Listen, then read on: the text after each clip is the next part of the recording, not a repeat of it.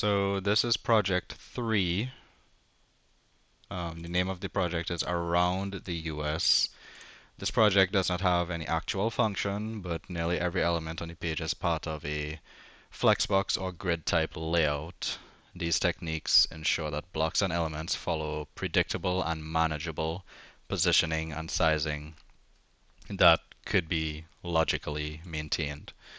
One of the main features of this is this card layout right here, containing these 6 cards. I used CSS Grid for this, as you can see, right? The reasons I use it is because you can get a table-like layout by default, meaning it's two-dimensional and it's easy to manipulate. You could just add rows and columns as you please. And as far as responsive design goes, you can pretty much use the auto fit feature to essentially make it fit as many rows or columns as you need without explicitly defining 3 rows or 2 columns.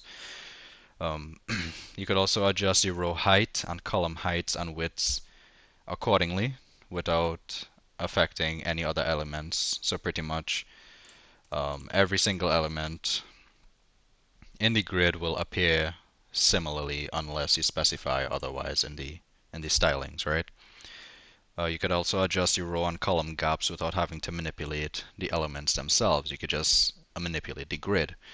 Additionally, if you wanted to apply a bottom or a side margin to space out your cards, if you were using Flexbox, you would have to add a pseudo class which altered the last element or the nth element that you wanted to alter.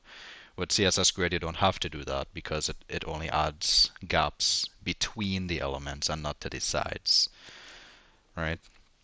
So the main challenge with this was to make it responsive, right? That was the goal. And as you can see here, I have 2 media queries.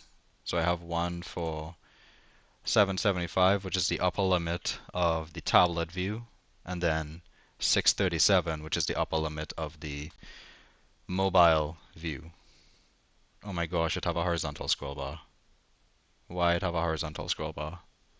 That is not supposed to be there.